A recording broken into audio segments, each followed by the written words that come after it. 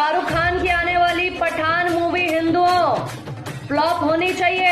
तो मैं चाहती हूँ ऐसी कोई एक जगह सोचो जो आपके लिए यादगार रही, उसे मन में दोहराते रहेंगे। कश्मीर। तो मैं चाहती हूँ आप अपने मन में उसके बारे में सोचें कि आप बता सकते हैं कि आप अपने किस दोस्त का नाम अभी सोच रहे हैं। अब आप कह रही हैं ये चमत्कार नहीं है। जी नहीं, ये चमत्कार नहीं है, ये एक कला है। वेलकम दोस्तों, इस वीडियो में बात करेंगे सोशल मीडिया की वायरल खबरें जुड़ी हुई है पठान के बाइकॉट से। जी हाँ, जो अपडेट है अभी तक की वो सारी अपडेट शेयर करने वाले हैं कि किस तरीके से असम के चीफ मिनिस्टर का बयान आया शाहरुख खान को लेकर के। कल एक बयान, आज नया बयान, सारी अपडेट शेयर करेंगे। साथ ही साथ शेयर करेंगे आपके साथ के भागेश्वर धाम के जो बाबा हैं धीरेन्द्र शास्त्री, उनके बारे में जो बातें सोशल मीडिया पर ट्रेंड करने लगी थी और किस तरीके से एबीपी न्यूज़ के जो पत्रकार हैं उन पर सवाल खड़े होने लगे थे, उनके बचाव में आ गई रूबिका लियाकत और जो बातें उन्होंने कही हैं उनको पत्रकारों ने घेरा है। साथ ही साथ शेयर करेंगे आपके साथ कि सुहानी शाह भी काफ़ी चल रही हैं, सोशल मीडिया पर ट्रेंड कर रही हैं, उनकी वीडियो वायरल हो रही है। कल उन्होंने इंटरव्यू भी दिया है आज तक को और जो खुलासे उन्होंने किए हैं मैं यकीन से बता सकता हूं कि इस वीडियो के अंत तक आपको पता चल जाएगा कि इस पूरी दुनिया इल्म से भरी हुई है। जी हाँ, नॉलेज की देर है। आप इल्म हासिल करें, क्या कुछ नहीं कर सकते आप, लेकिन इसको किसी धर्म से जोड़ना, इसे इस तरीके से पेश करना कि आपके पास कोई दिव्य शक्ति है, ये खुद ये मेंटलिस्ट कह भी रही हैं कि ये एक स्टडी है, ये एक ट्रिक है, जाना जा सकता है। तो जो भी अपडेट है मैं शेयर करने वाला हूं आपके साथ इस वीडियो में। सबसे पहले शुरुआत करेंगे आपके साथ कि असम के चीफ मिनिस्टर का बयान आया। कल बयान था उनका, क्योंकि गुवाहाटी के एक थिएटर के अंदर जब पठान मूवी की स्क्रीनिंग चल रही थी तो बजरंग दल के कार्यकर्ता घुस करके तोड़फोड़ करते हैं और उत्पात मचा देते हैं, जिसके बाद चीफ मिनिस्टर से सवालात किए जाते हैं। और जब पत्रकार उनसे पूछते हैं शाहरुख खान के बारे में तो असम के चीफ मिनिस्टर बयान में कहते हैं, हु इज शाहरुख खान, मैं नहीं जानता उनके बारे में, ना ही उनकी किसी पिक्चर के बारे में, यानी पठान मूवी के बारे में।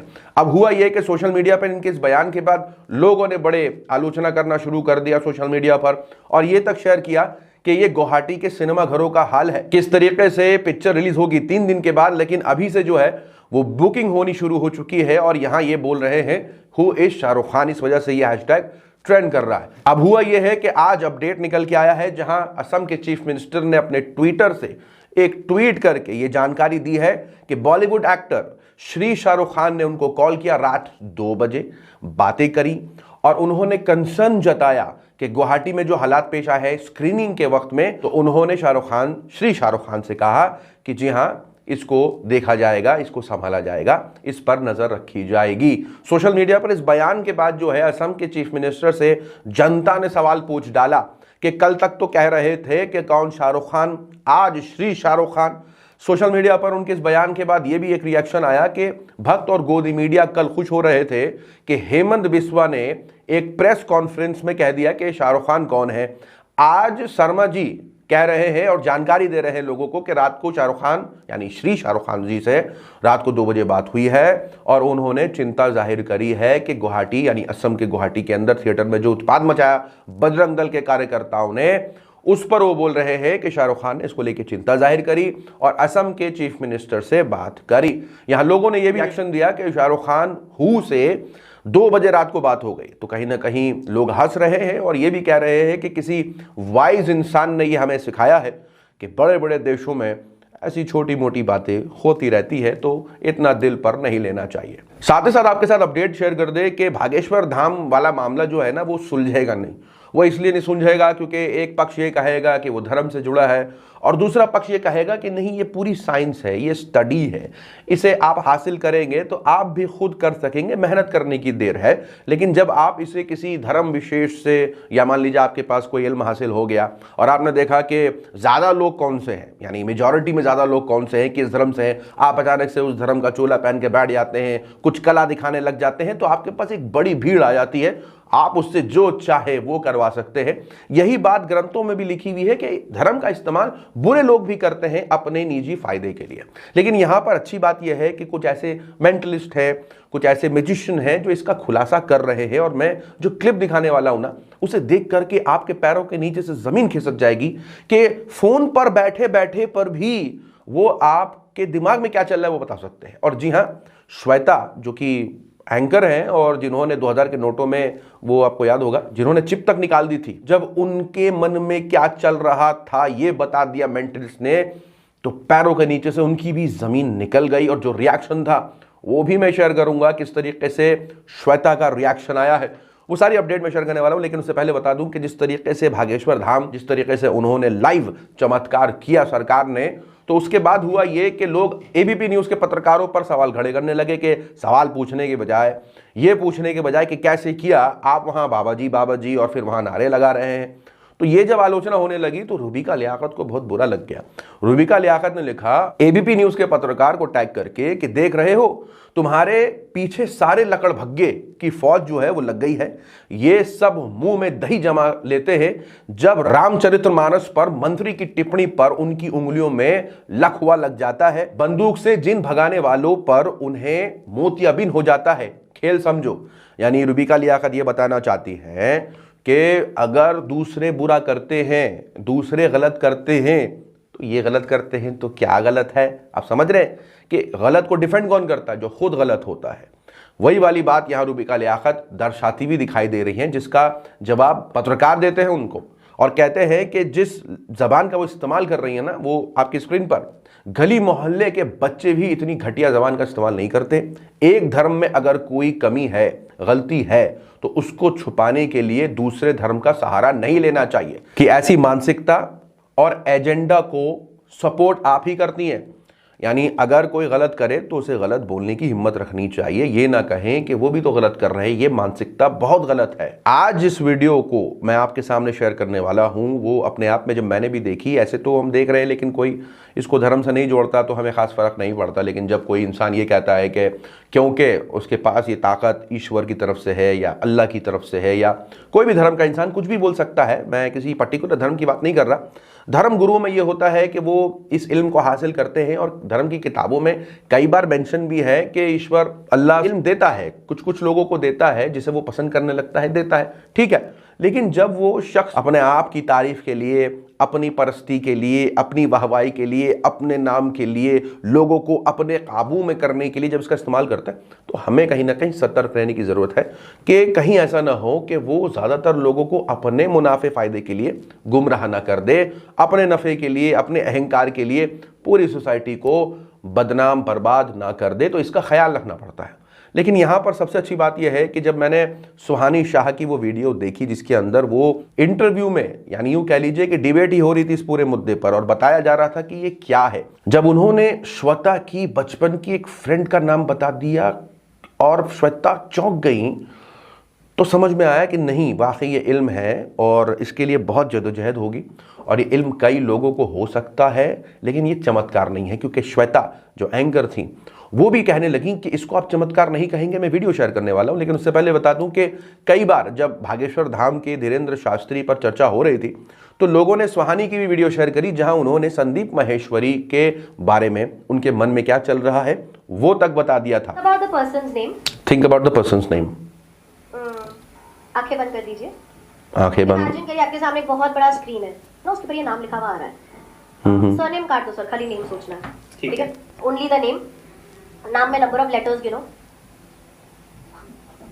बस इतनी सी देर में इन्होंने लिख लिया, मतलब कुछ सेकंड ही होंगे, 10-15 max. Sir for the first, मैंने लिख दिया, मैंने छोड़ दिया, ठीक है? For the first time mike पे बताएंगे आप किसका नाम सोच रहे हैं। मतलब आपने पता लगा लिया मैं ना? खुश है। मतलब कौन शॉक हो रहा है वो भी अपने आप में बड़ी बात है। एक मिनट, मैं सोच रहा हूँ निपुण। और आपने किसी को नहीं बताया? बिल्कुल नहीं, मुझे तो पब्लिक में किसी को भी नहीं पता। सर यहाँ पे लिखा हुआ है। दिखाइए। Oh shit! तो आप जो देख रहे हैं ना, अभी आपने जो देखा ना क्लिप, वो यकीन माने कि कोई भी ऐसा इंसान देख लेगा तो कहीं ना कहीं सुहानी को समझ लेगा कि उसके पास कोई दिव्य शक्ति है, कि मन में क्या है तुम्हें कैसे पता चल जाता है। और ये सिर्फ पहली बार नहीं है, इससे पहले भी जब आज तक पर इनका इंटरव्यू लिया जा रहा था तो मैं बता दूं कि चित्रा त्रिपाठी के मन में क्या था वो तक बता दिया था। एक अच्छा करते हैं, मैं चाहती हूँ कि आप कोई अपनी रिपोर्टिंग के बारे में सोचे या कोई एक जगह के बारे में सोचे जो आपको अच्छी लगी हो। तो मैं चाहती हूँ ऐसी कोई एक जगह सोचे जो आपके लिए यादगार रही हो। ठीक, सोच लिया। मैं चाहती हूँ आप उसे मन में दोहराते रहेंगे। और इस जगह के नाम अगर हम अंग्रेजी में लिखते हैं इसका नाम, तो उसके अंदर कितने अक्षर है मैं चाहती हूँ सिर्फ मन में काउंट करना, आपको ऐसे जोर से बोलिए मत। ओके, ठीक है। कश्मीर ओ कश्मीर बिल्कुल सही। कश्मीर। तो ये जो क्लिप मैंने दिखाई है 4 महीने पुराने एक इंटरव्यू की है, लेकिन कल जो हुआ ना, इस पूरे मामले पर जब बहस चल रही थी कि ये क्या है, तो जब सुहानी ने श्वेता से पूछा आप किसी अपने बचपन के दोस्त के बारे में बताएं, तो श्वेता ने उस दोस्त के बारे में बताया जिससे श्वेता का अभी कोई बातचीत नहीं होता, कोई नाता नहीं, कोई कनेक्शन नहीं है, उनके बारे में वो सोच रही थी। और किस तरीके से ये पूरा हुआ, ये मिलके देखते हैं। चलो अब मैं चाहती हूँ अगर आपका कोई बचपन का कोई दोस्त यार है जिसके बारे में आपने किसी को बताया नहीं है, ऐसा कोई फ्रेंड के बारे में अभी आप सोच सकते हैं? हाँ बताया नहीं है। मतलब आप सोच सकते हैं कि ये अपने आप में लाइव हो रहा किसी को है नहीं बताया। मैं बहुत और ये सारे कॉल दोस्तों पर को है। श्वेता, आप किसी के भी बारे में सोच सकते हैं, करेक्ट? करेक्ट। क्योंकि मैं अभी आपको ज्यादा देख नहीं पा रही हूँ, मेरे को आपको खाली मुझे आपकी मतलब आवाज आ रही है, करेक्ट? तो मैं चाहती हूँ आप अपने मन में उसके बारे में सोचें। अच्छा, मैं बता दूं कि मुझे लगता है कि जब श्वेता ये बोल रही होंगी ना, तो उनमें इतना कॉन्फिडेंस होगा तो ये बता ही नहीं पाएगी। देखो कि सब जन लिख के बताते हैं, जैसे भाग्यशाली लिखे, तो मैं भी लिखने की कोशिश करने वाली हूँ यहाँ पर। Shweta, ji for the first time national television पे क्या आप बता सकते हैं कि आप अपने किस दोस्त का नाम अभी सोच रहे थे? दिव्या। करेक्ट। जी। मैंने आपके बताने के पहले यहाँ पर एक नाम लिखा था और वो है दिव्या। और वो है दिव्या। अब आप कह रही हैं ये चमत्कार नहीं है।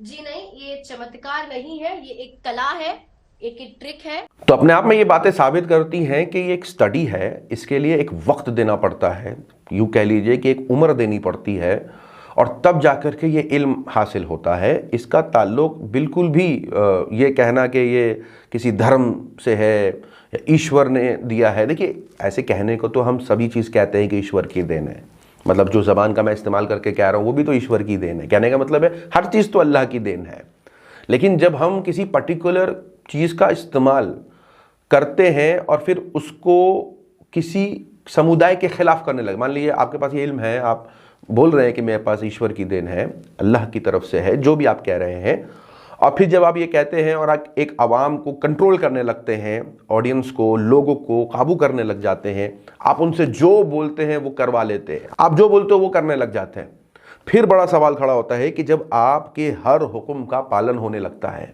और फिर अगर आप किसी समुदाय के खिलाफ नफरत फैलाते हैं, तब उस इंसान से डरना लाजमी हो जाता है। जी हाँ, क्योंकि अगर कोई भी समुदाय का इंसान कहे कि ईश्वर की तरफ से, उससे दिक्कत नहीं है, अनटिल एंड अनलेस वो ये कहने लग जाए कि दूसरा समुदाय ऐसा है, दूसरा समुदाय की बुराई करने लग जाए, अपने इस इल्म पर उसे इतना अहंकार, इतना तकब्बुर और इतना घमंड हो जाए कि फिर किसी को कुछ ना समझे, ये एक दिक्कत करता है। ज्ञान ले लेना बड़ा नहीं है, नॉलेज हासिल करना बड़ा नहीं है, इल्म होना बड़ा नहीं है, आपका इंसाफ करना बड़ा है, लोगों में प्रेम बांटना बड़ा है। तो लोग कहीं चमत्कार को, ऐसे इल्म को, नॉलेज को इस लेवल पर ना ले जाएं कि फिर वो ये भूल जाएं कि दुनिया दिमाग से तो चलती है लेकिन इसे दिल की भी ज़रूरत पड़ती है, और अगर दिल में ही किसी समुदाय के खिलाफ कोई नफरत डाल दे तो ये एक बहुत बड़ा मुद्दा बन जाता है। तो इस वीडियो से एक ही मैसेज देने की कोशिश की जा रही है कि बहुत सारे लोग हैं, इल्म तो ऐसी चीज़ है कि प्रभु जिसको चाहे दे, लेकिन उसका इस्तेमाल लोगों की भलाई के लिए करें, समुदायों को आपस में लड़ाने के लिए नहीं। और यही आलोचना है, सोशल मीडिया पर इस चीज़ को लेकर के काफ़ी चर्चा है। आपकी अपनी क्या राय है, कमेंट सेक्शन में ज़रूर बताएं। मिलूंगा आप सभी से अगली वीडियो में, तब तक के लिए अपना ख्याल रखें।